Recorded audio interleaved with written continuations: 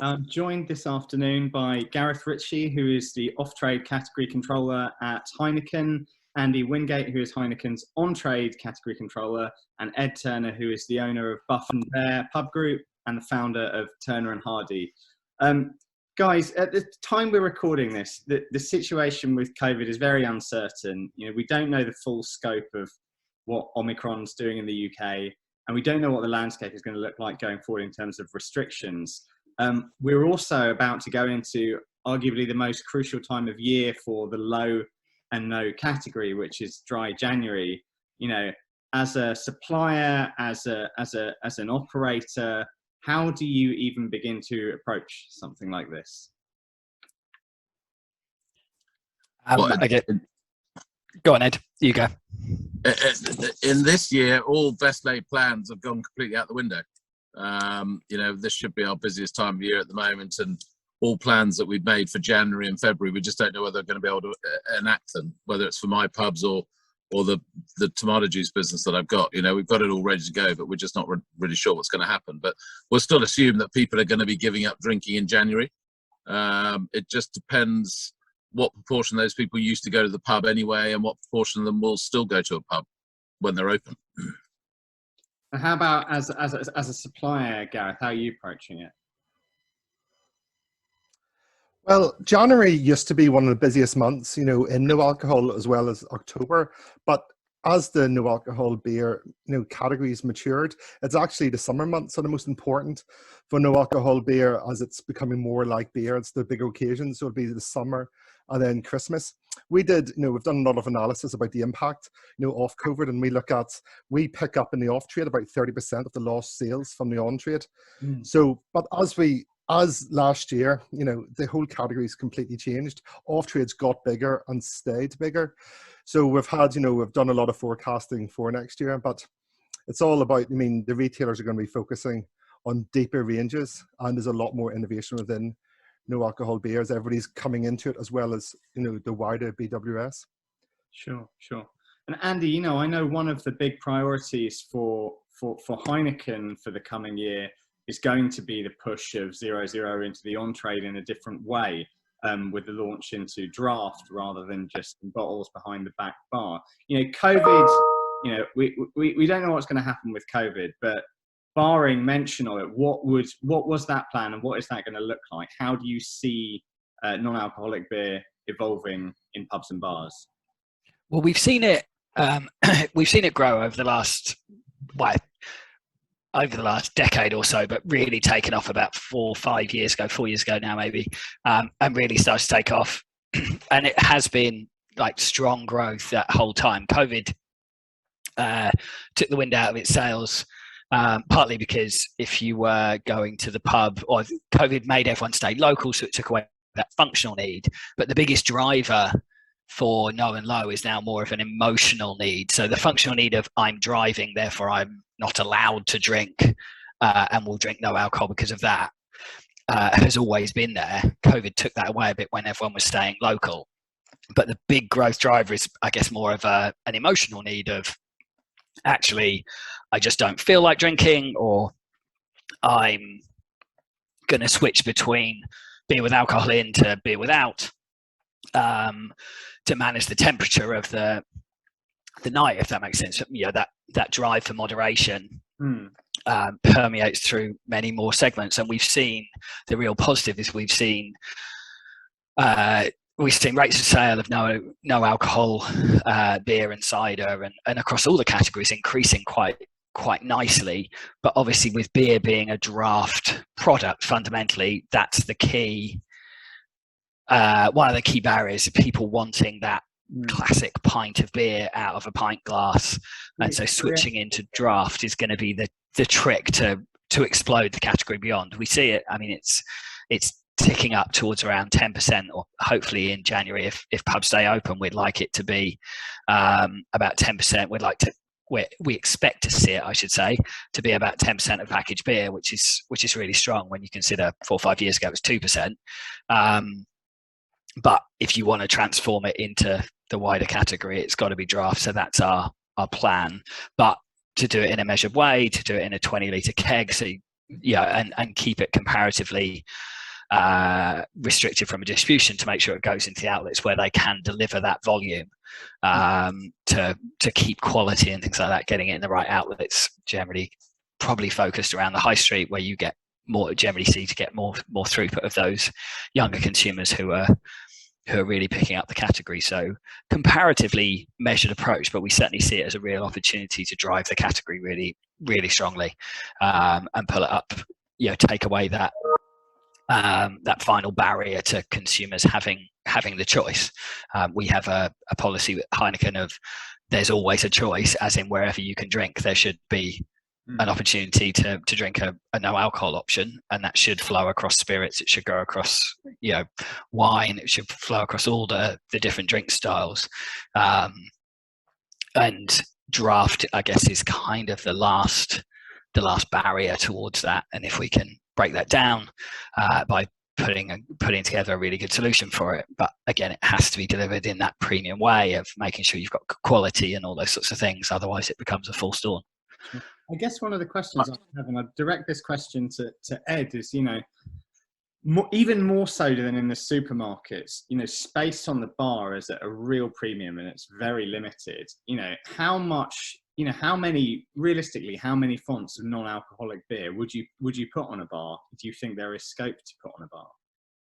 I think, slightly reiterating what Andy said, I've seen, because we have the Heineken Zero from the blade machines on the bar, and I'm very keen if I can get it on draft, because as soon as people have, what they've missed in the past is having a pint glass, particularly a branded pint glass, that shows that they look the same as everybody else in the pub. And so they're not judged, or they're not judging themselves. And that's why Heineken Zero has sold really well for me. So to start with, I would have, if I could get Heineken Zero off the blade and put it onto a tap on the bar, I'd be delighted. I think once you build that up, then whether it be an ale or a craft ale, having one or two of the choice, I don't think you're ever going to go more than two. I think probably on the whole one would suffice, because you need to keep the volume going through it, obviously, to keep the lines going through. It's kind of counterintuitive to sort of premium soft drinks when people are giving up, because they like the cool cans that you get with some of these sort of fizzy premium soft drinks, and as soon as it's poured, you lose any brand recognition, because soft drink producers do not provide lots of glassware like beer producers do. Certainly for Martin Juice, we thought we'd sell a lot of it as a soft drink, but we don't. It all goes in Bloody Marys, or majority of it, 90% of it does, and you don't see any branding after that. Whereas if you can have a pint with Heineken written on it, might have a small zero at the bottom, then people just feel really comfy. Because in the past, I look at my soft drink sales, the percentage of my overall sales at soft drinks between the whole of the year and between January, it only moves about 1%. Not because more people are drinking soft drinks. I think the people who give up tend to either come in and just have a meal, or they drink in moderation, or they don't come in. So it's interesting to hear Gareth saying that the majority of the sales will do summer. I think that's absolutely right as well, because then they can come and have. And we have a group of, just one story. We have a group of 4 older men who come into our pubs, and one of them wasn't coming in, and then we put Heineken Zero on the blade. And he was like, great, I can sit there and enjoy. He said, I got sick after 2 pints of Coke, and I couldn't have the 4 pints my friends were having, but now I can have 4 pints of Heineken Zero. And he just felt it's part of being what you go into a pub for, is to have a pint glass in your hand. So it's all very psychosomatic at the same time. That's really interesting to me, because I think one of the questions I had a couple of years ago when we started seeing the rise of non-alcoholic beer was, are people going to session these drinks because there's no booze in them? And you're saying that actually people are coming in and having, 3, 4, 5 pints of them as if they were drinking full strength alcoholic beer. The pub is not just about drinking beer, because you could go and buy an 8-pack of Foster's for a far lower price and drink that at home. It's about the environment, it's about the people you're with. So if you can be in and around with people, then you feel comfortable chatting with them. The fact you're not getting as giggly as they are towards the end, well, that's probably why you may only have 3 or 4 of them. You're not going to go on for a longer session. But it's about being part of the occasion. And as we know, everything's about driving occasions at the moment. People don't just come to the pub. If you put on a quiz, or if you put on a tasting dinner, if they can be part of that occasion and still just feel as though they're still doing their normal routine, then that works for them. Speaking of occasions, so, you know, when we talk about the first year of COVID in 2020 and what the shift to working at home did for everyone, we saw the rise to prominence of, if not new occasions that had previously been underdeveloped. And because most of the pubs were closed, a lot of that played out in the off-trade. You know, as we're potentially entering a period of greater restrictions, you know, Gareth, can you give us the picture from retail? Well, at the minute, yeah, because as we come into January, it's really important. January is seen as our big recruitment time. When we get light shoppers who haven't come into this, you know, category before, so we'd have to, you know, sell in smaller packs, you know, and we'd promote through, say, temporary price reductions. But that's how we'd get people to try it. But then, you know, during the summer, as we move into the year, you know, we'll be then focusing on the bigger, you know, on the bigger packs. But if we look at occasions, I mean, next year there's so much happening. You know, we've got the Euros in the summer, we've got World Cup at the end of the year, and, you know, Heineken as a brand, you know, 10% of all of our ATL is always against no alcohol. They were saying there's always a choice. So there's going to be an awful lot of ATL, you know, out there, but also, you know, in store, the retailers are really, you know, focusing on no alcohol, and we're doing a number of trials, you know, with the retailers, trying to understand, you know, how we should merchandise, you know, no alcohol best, because we're doing a trial thinking, should we put all of BWS, you know, no alcohol together, so then educate the shopper, you know, because it is a new category. Only 1 in 10 households has ever bought, you know, it's only 10% penetration for no alcohol. So we need to, you know, help them. What are the benefits of this category? So we're looking at bringing spirits, wine, beer, cider, no alcohol together, and then, you know, really focus on education and build awareness so we can drive penetration. So most of the time, you know, as you see it in the retail, is it split between non-alcoholic beers in the beer section, non-alcoholic wines in the wine section, rather than one? Yeah. So holistic feature. Yeah, it was always that, and now we're seeing it coming together more, but we really do want to understand, you know, what works best. Is it better to have no alcohol with beer, or is it better to have like a no alcohol zone, which is everywhere? It's, you know, and you could have, you know, beyond BWS, it could be health or, you know, well-being, but having no alcohol altogether, we really want to understand that. So we're doing a lot of work in that area with the retailers. And you're beginning to get a sense of which approach is right? Well, I think it is bringing everything together, you know, bringing in wines, because like beer, say it's a 200 million category in the off trade, beer and cider's worth 100 million of that, but spirits and wine, there's still another 100 million between them, and spirits is growing, you know, very fast, you know, so it'd be good to bring it all together as one, because people, as you said, multiple occasions will have, you know, different drinks over the night. They might start in beer and then go into spirits, and if they want to have, you know, no alcohol, you know, we want to make sure that everything's there, and it's just easy to find and easy to see, because one thing that we see is we don't know what is the, you know, the signpost for no alcohol, because like we've got the blue, but then some brands have got 0, and it's not all one, and they all look slightly different, you know. Some of the crafty ones are completely different, so it's trying to help the shopper, help the consumer understand what is 0 or what is no alcohol or what is, you know, 0.0, and try to find it as fast as possible, because everybody's kind of adopting different, you know, branding on the products. I think that echoes through into the on-trade as well, that helping to educate helping the consumer to navigate, because if you put a sign outside your pub saying we have Heineken on the bar, you're essentially telling the consumer that you're a pub, because every pub has Heineken or something like Heineken, or the vast majority of pubs have Heineken or something roughly similar to Heineken, whether that's Stella or Kronenbourg or San Miguel, you know, whatever it may be. So you've got to, if you're going to use that outdoor signage, use the signage in your pubs, you've got to highlight the fact that actually we have a cracking no alcohol range, and you're really, really welcome to come in and drink, and you can have an amazing gin and tonic, which is no alcohol. You can have a great range, any of our great range of no alcohol beers. You can have cider, whatever it is, that you're welcome to come in and have it. But really to make it easy for consumers to know that you've got that offer, because that's driving footfall, and then help them, to understand the range. So if you've got blackboards up in the pub, potentially use one of those to highlight your no and low range, because and go through the full range, but to make sure that no one as example a few minutes ago, no one is leaving the pub because actually I've had my two and I need to go now, because actually you can have a third one, you can have a fourth one. It just happens your third and fourth are no alcohol. So it's making sure that people realise that opportunity is there within the pub, because if you bring the pub down to be all about 568 mils of yellow liquid, that's pretty underwhelming as a proposition. It's about the atmosphere, it's about the serve, it's about all the really intangible magic, and particularly at a time when people have been forced via COVID restrictions to drink in the off trade, we need to maximise that magic of the on trade and take away any barriers to coming or to stay by making sure people have those choices. So I think no and low has never been more important to outlets. Sure. So Ed, how do you go about curating a no and low range? What percentage of the drinks that you sell on your sites are non-alcoholic / low alcoholic, and how do you approach it? Listen, I'm rather sceptical about it, because I do think that things like Heineken Zero and Draught are the huge opportunity.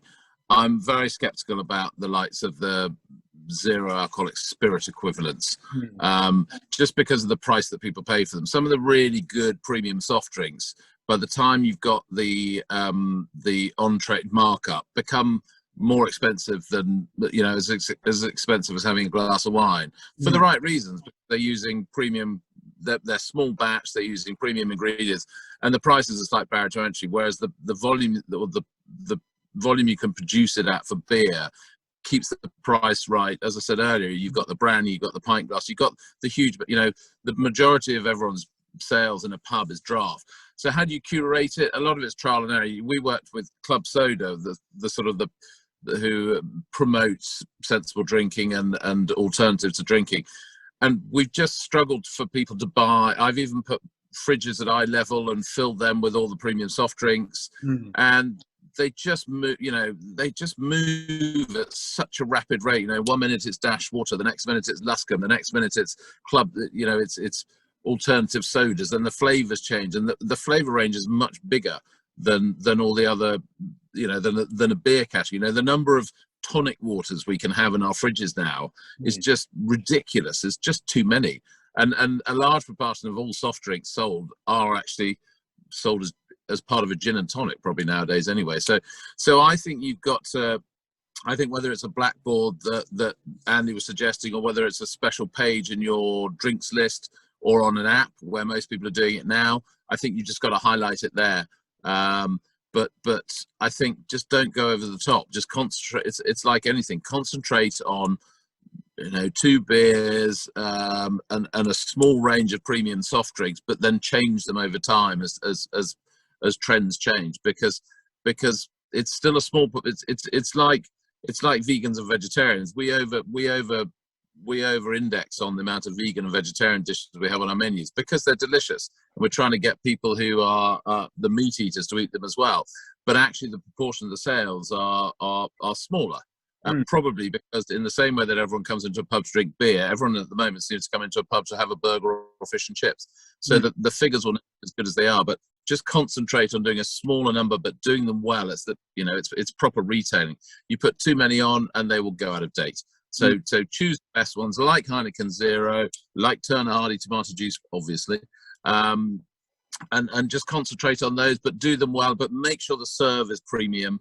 Make sure it's not just poured in a glass that says, if you get one of these premium cans of soft drinks and pour them in a glass that says Coca-Cola on the side of it, it's a bit like me saying to the other guys on the conversation, doesn't a pint of Heineken look good in a Stella glass? It ruins the whole experience. And it's about, if they're paying premium pricing, they need a premium serve, and that's why you concentrate on a few of them, and then shout about them. Sure. Can I take you back to one point I think Gareth said, which was about penetration being at about 1 in 10 households. Obviously that's growing, but what do you see as the ceiling for non-alcoholic beer penetration in the UK? You're Gareth. Well, from our point of view, We think it's going to be really, really high and really, really big, because there's, as Andy talked about, the emotional need as well as the physical need. You know, people may want to drive or something, but there's also that emotional need. We want to say there's always a choice, because we want to make sure that, you know, when anybody goes for a drink which is non-alcoholic, they can also choose, you know, a beer or a cider. I mean, could that be a meal deal, you know, at lunchtime or something like that? I mean, there's a whole range of opportunities, you know, for that, and just about, you know, trying to get over some of those barriers that people have, you know, to drinking a beer or a cider at certain times. Another question is, you mentioned, Ed, you used the blade system earlier, and I was keen to see, because obviously you're saying you would rather switch to draught if it's available, but doesn't the blade, you know, has that offered a route to market into non-pub on-trade channels like coffee shops, cafes, that sort of thing, to get that non-alcoholic beer out to people in a different way, Andy?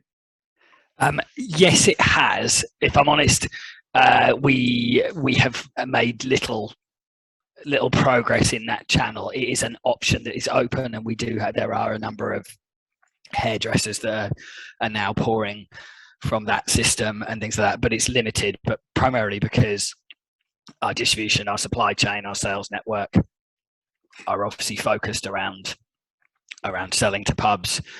So we have made some advances in that, but the vast majority, and equally there is a decent number of blade units in people's homes and wanting to pour home draft and things like that.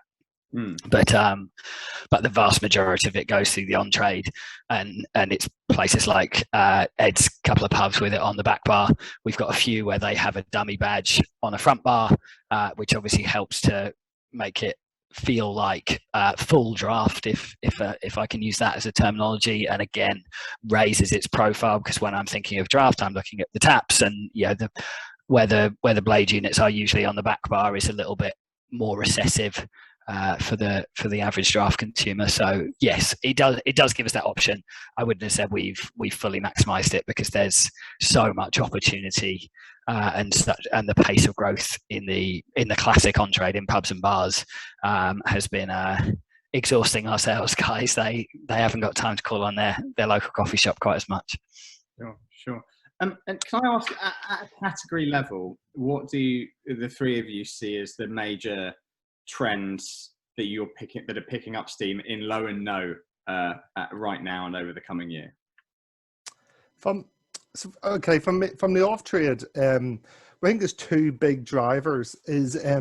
One would be innovation. We've seen a lot of, like, half the growth will be driven for innovation, how different brands are coming in, you know, to beer and cider, but also it's the depth, you know, of the retailers who actually they're putting, you know, low and no into, you know, more of their shops. You know, before you would have seen it in Tesco Extras, now you're coming, you know, into every, you know, type of retail store. So we're seeing the growth from innovation, you know, and from, you know, deeper.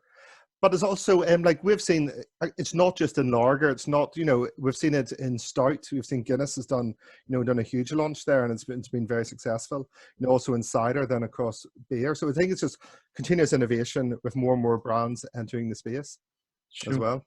Do you think the level of, you know, obviously if you're selling it on draft, this isn't really a problem in the same way, but, you know, I quite frequently see I'll go into my local shop and I'll see that all the normal, like, booze full beers have got chilled fixture space, and the low and no has been relegated to ambient, you know, and that's in supermarkets and in C-stores that I keep seeing that. That strikes me as a bit of a missed opportunity. Huge missed opportunity within retail, and that's something that we were talking about, that, you know, it's like the no alcohol zones that we were looking at would have chiller space in it, because I mean there's probably even more opportunity to sell no alcohol, but it must be chilled rather than, you know, full strength beer. So it's so important, and it's not just across an impulse, you know, and convenience shops. It's across all, you know, all the landscape. Sure. Andy, what do you see as the major trends to come over 2022 in low and no? I think the key for no and low is starting to build it as a range category. If you wind the clock back 5 years, you could pretty much guarantee it was probably one facing of one bottle at the bottom corner of the fridge, And now, I think with the new products that have come in, and hopefully we're key to that. But there are a number of great products have been launched over the last few years. But it's really positive seeing outlets starting to, I know, for argument's sake, use Heineken 0.0 as the base of their range, but then having some trade-up choices, maybe a craft offering, but building that out, because the one thing that consumers have told us is that if I'm going to the on-trade for an occasion, I don't want to have to make compromises just because I happen to be not drinking alcohol, and so therefore that I shouldn't be forced to drink a mainstream lager. If I want a craft beer, there should be a craft offering. If I want a premium beer, there should be a premium offering. If I'm drinking cider, there should be a cider offering. If I'm and across the other categories. So yeah, people starting to build out ranges rather than it being do you have no alcohol beer? Yeah, we have this one. There it is. Do you want it? That it becomes much more of a positive choice. Sure. Ed, what do you think? I think that's right. Again, I think that if you can cover a bit of cider, you can cover a craft beer, you can cover a lager. I think that's the way forward. But I think the two keys to me are, A, they've got to taste really good now. I think that people who've tried alcohol-free or even the low alcohol lager, some of these 2% beers are very good as well. I think that particularly as lots of people's occasions now are driven around food, you want something with a bit of flavour. And it's the ones who have the flavour. And then secondly, the other important point which I made earlier is about the presentation. And getting it from a can, the cans look really cool in the fridge, but then it gets poured into an unbranded glass. You lose all of the perception that you might get with a pint of craft beer. So that's why I think draught will work very well. But I think having one or two on a draught supported by some bottles, whether it's Erdinger or one of the Brewdog Nanny States or something like that, and then having a matching range in the or a couple in the soft drink range as well. But I'm very skeptical about things like alcohol-free wine, which is sold in supermarkets. Well, that's grape juice as far as I'm concerned. So actually you can do a pretty good soft drink in that range. But it's about giving people so they feel comfortable with having a meal, which is driving a lot of the occasions in our pubs nowadays. But it's about flavour and it's about presentation to me, and those are going to be the winners. I think the only other thing to say, Daniel, is about price, because I was talking to someone the other day who said they're launching another beer, sort of 1.5% lower than their existing beer to extend the brand range, but the price is going to be the same. It's like the customer's a bit more aware of it nowadays, and whilst the price can remain the same as long as the flavour is really full, but you've got to, I think there's still a perception that non-alcoholic drinks should be cheaper than alcoholic drinks for obvious reason. It's the other, Andy and Gareth will probably tell me that actually it probably costs more to produce a non-alcoholic drink. But I think there's a perception, you've just got to be quite careful about it, particularly on the soft drink side, where because they're small batch, they're really expensive to produce. But I don't know whether the boys have got a view on the pricing that you can get for these non-alcoholic drinks, because certainly as an operator, if I'm going to get Heineken Zero amongst my taps, where should it be in the pricing range compared to the other ones? Andy, that's probably one for you to answer. Yeah, one I'm not prepped for. I guess the key, certainly from packaged, we have seen in the marketplace that Heineken 0.0 sits around 90% of Heineken 5%, Heineken full strength, somewhere between 85 and 90% of the price, and we would probably expect that to flow through. I think generally consumers do expect somewhat of a discount or somewhat of a lower price point because the alcohol isn't there, but equally because it's about the experience, because it's about the wider atmosphere of the pub and all those, all the magic of the on-trade. It's not like, there are other factors in. It's not just the alcohol content that's the key. So yeah, certainly for draft, we would expect it to be. I would imagine. My expectation is that it will be priced cheaper. Obviously, retail price in the domain of the retailer. But yeah, cheaper, but not crazy cheap, because at the end of the day, it still is brewed with love and affection, and represents the brand, and delivers all the equity of that brand to the consumer. Yeah. And Gareth, actually, can I ask you, what do you think are the most effective promotional mechanics for non-alcoholic beer in the off-trade? Well, yeah. So it depends who the shopper is. So if you're looking at a shopper who's in the category, drinking the category, understands the category, it may be, say, like if you're thinking about a Heineken, they would be drinking like a multi-buy on a 12-pack bottle. But then nobody who hasn't ever drank a non-alcoholic beer is going to go in and buy a multi-buy of a medium pack. So it'd be for a shopper who hasn't entered before, we're looking like a 4-pack bottle, maybe, on a temporary price reduction. But then for people who in the category be a multi-pack, and then within cider, you look at single pack bottles, 500 ml bottles, etc. So be small pack within impulse convenience for the new buyers, and then larger pack on a multi-buy, for people who are already, engaged and, returning. Sure. But so I just... the last comment from me is, I think what's really important with the growth in Heineken Zero is for some of the marketing spend to go behind, these are the ingredients, this is the taste profile, this is why it's a premium product, to keep that premium positioning on the bar that Heineken already has. And certainly people who've tried it get that straight away, which is one of the, I sell quite a lot of Heineken Zero through the Blades, and it's brilliant. I walked into one of my pubs and they had 9 of the Blade containers stacked up in the cellar ready for Christmas. It's like, that's fantastic, because I'm still making a decent margin out of it. People are still feeling comfortable to come in and have it. But I think we've got to continue to press the sort of the artisan and the quality message, and I think that's certainly what the promoting and the marketing spend should be about, which is what Heineken do so well anyway. I guess building on that, you're essentially what you're essentially saying is treat it like every other beer, because it is like every other beer. The fact that it's a fundamental principle. If you're talking to people who are drinking it solely because they have to drive that night, then the most important factor is the fact that it's zero alcohol, and say that this is a no alcohol beer. But if you're trying to appeal to that emotional needs of, I just want to moderate, or I'm going to dip in and out of alcohol this evening, or whatever that person's motivation is, then it needs to sell itself as a drink rather than as a no alcohol drink. And therefore, you need to, I think that's a really interesting point, but we need to talk about it as we would any other beer. Yeah, absolutely right. And meet the brewer evening. Here's the guy that brews Heineken Zero. You've got to be serious about it. And I think it would really help. Yeah, I think that's a really nice point. That's good. Guys, thank you very much for this. It's been really, really good to chat. And I wish you all the best, a good Christmas, and hopefully a happy new year, regardless of COVID. Thank you. What COVID? It'll all be fine in the new year. Exactly.